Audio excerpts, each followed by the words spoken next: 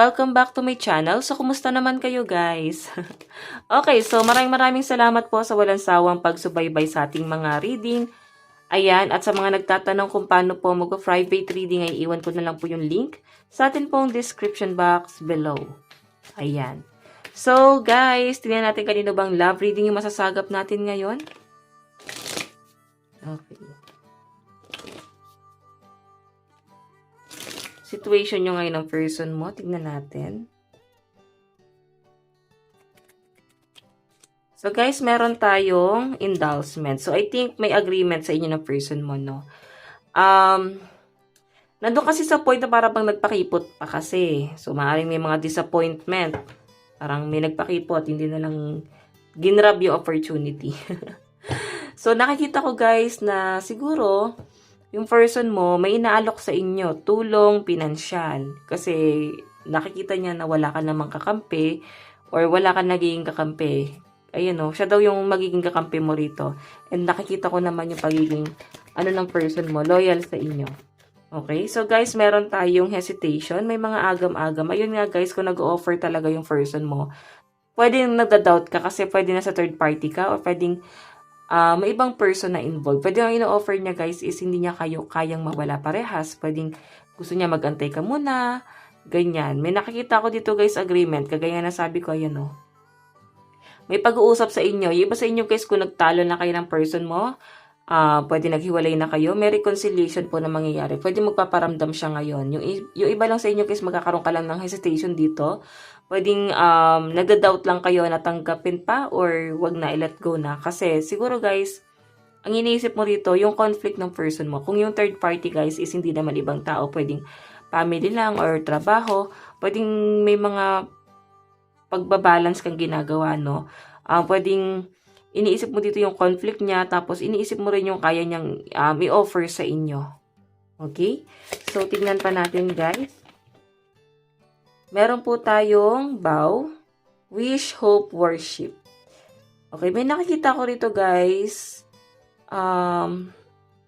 Parang itong person mo na to.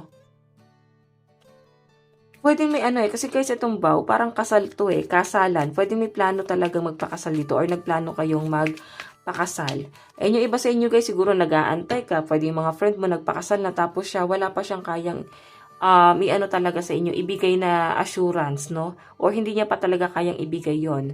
Pwede nga kaya niya lang talagang i-provide sa inyo is yung tulong pinansyal. Okay? The rest, wala siya guys kayang ibigay, lalo na sa assurance. Ayun, may blessing, oh. Nakikita ko guys, may maganda pa rin talagang nadudulot sa inyo yung person mo. And yun yung tinitignan mo guys, no? Yung positive side ng person mo. And yung negative side, ito yung mas sa'yo Pwedeng nagbabalance ka Nasasaktan ka pero iniisang tabi mo kasi iniisip mo kung ano yung makukuha mo or kung ano yung mabe-benefits mo sa relationship yung dalawa. Kasi mas pinapagana mo rin yung isip mo dito. Okay, so tignan natin guys. Energy ng person mo. Okay, tignan natin. Wait lang po guys. Okay. Energy ng person mo.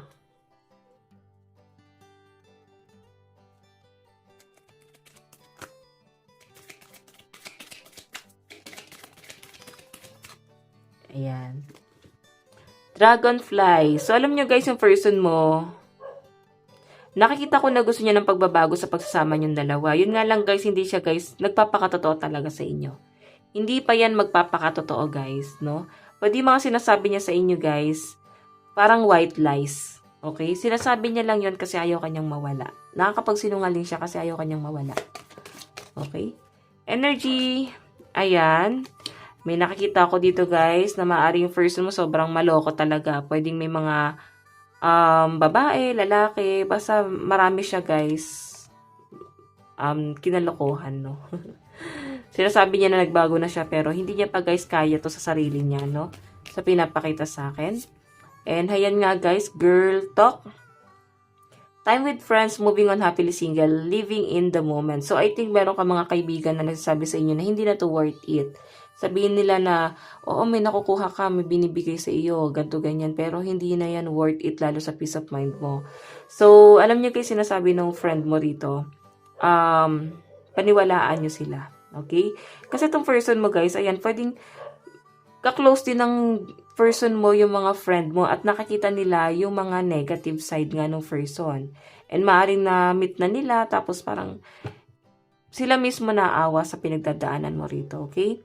So, hayan guys, mag-ingat ka na lang din sa mga friend kasi hindi lahat ng friend mo gagabayan ka sa tama. Yung iba dyan guys, nakikita ko rito na maaaring sila pa yung maglalaglag sa inyo.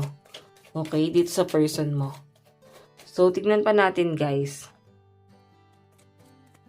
Nararamdaman sa'yo ng person mo ngayon? Iniisto ka niya? Alam nyo hanggang ngayon, mahal ka pa rin ng person mo. Iniisto ka ng person mo, yun know, may passion pa rin. Tinitignan niya kung sino yung mga nagkakagusto sa iyo ngayon and nasasaktan siya na parang ang dami nag-a-admire sa inyo ngayon, dami nagkakagusto sa inyo ngayon. Okay, siguro nakikita niya yung ano mo ngayon, yung improvement mo ngayon, siguro nag-grow ka talaga, nag-glow ka, ganyan, gumaganda ka, gumagwapo ka, and natututunan mong mahalin yung sarili mo ngayon. Okay? So, hayan, titignan pa natin. Kung tatanungin nyo guys, mahal ka ng person mo. Okay, mahal ka ng person mo kasi may passion dito eh. Saka iniisto ka niya oh. Mararamdaman mo yan at malalaman mo yan na iniisto ka talaga ng person mo. Tingnan pa natin. Ayan, baka ex mo na to, biglang lumabas to. Okay, ano naman yung energy mo? Energy mo? Meron tayong dragonfly, so moving forward ka, no? Hindi mo na siya hinaharap. Oh, matagal ka nag-move on dito sa taong to guys at nakikita mo na parang hindi na talaga worth it. Hindi niya gaano pinahalagahan yung nararamdaman mo. Pwede hindi niya nakita yung halaga mo. Okay, kisses. Ngayon, nakikita ko na si self-love yung iba sa inyo.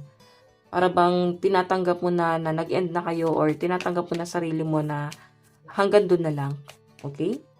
So, tignan pa natin guys. Meron tayong hands of card. Maraming beses mo siyang binigyan ng chance, pero hindi talaga to guys nagbago. Pwedeng maraming beses mo siya nakitang may mga nakausap. Pwedeng third party ka talaga niya guys. Meron ka nga na-benefits, pero yun nga guys, nasasaktan ka ng taong to. Okay, yun yung nararamdaman mo, pero sa ngayon kasi guys, nakita ko mahal ka talaga ng person mo. Kung ba't kanya nasasaktan, siguro kasi talagang vision na niya guys. Okay? O kung ikaw yung third party, siguro hindi niya rin kaya guys, iwan yung isa. Okay, so tingnan pa natin, meron tayong addiction. O diba, lumilit ang mundo mo. Sa mundo mo, siya na lang yung nakikita mo. Okay, lumiliit yung ano mo eh. Yun nga, yung mundo mo. At parang nawawalan ka na guys ng kumpiyansa sa sarili, parang hindi ka na namomotivate kasi nga, umikot na lang sa kanya yung mundo mo. Okay? Parang ikaw at siya na lang yun nandoon sa mundo mo. So, kung hindi mo tutulungan yung sarili mo, tuluyan ka malulugmok dyan sa sitwasyon mo. Tingnan natin, mensahe sa'yo ng person mo.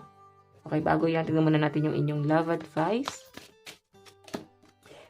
It is safe for you to love. So, wala daw masama na i-let go mo na yung taong yan, guys. Ay, no? I-open mo na or buksan mo na yung puso mo sa iba.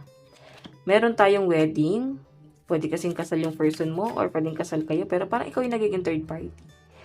Diba? Kung ikaw yung legal na asawa, pwede ikaw yung nagiging third party. May separation tayo rito. So, I think, nagkaroon talaga ng separation sa inyo or parang on and off kayo ng person mo. Okay? So, ayan. Malakas sa mga water sign, Cancer, Pisces, Scorpio. And sa nararamdaman ko, guys, fire sign, Aries, Leo, and Sagittarius, air sign, Aquarius, Gemini, and Libra. So, mensahe ng person mo, meron tayong, I wish I could share my good news with you. So, hindi mo to kinakausap, guys. Oo. Or pwede wala talaga kayong pag-uusap, pwede naka-block ka, naka-block siya, or may lumayo, nagtatago na. So, nakikita ko guys na parang yung person mo, excited pa rin siya na i-share sa inyo yung mga nangyari sa kanya sa buhay niya, no? Meron tayong I love you. Diba? Mahal ka ng person mo, oh. Diba? Iniisto ka kasi mahal ka. Tignan pa natin. Pero nasasaktan ka na kasi. We need to let each other go. So, I think ikaw yung nagsabi nito. Na parang kailangan nyo nang i-let go yung isa't isa kasi sobra na, no? Sobrang masakit na. Hindi na talaga kaya. Ayun, no? Iniisip ng person mo, I wonder if you are happy without me. Masaya ka daw ba nang wala na talaga siya sa buhay mo? Diba? Hindi niya matanggap na talagang nagiging masaya ka na sa buhay mo. So guys, ito lang naman po ang inyong love reading. Hanggang sa muli. God bless and love you all. Thank you.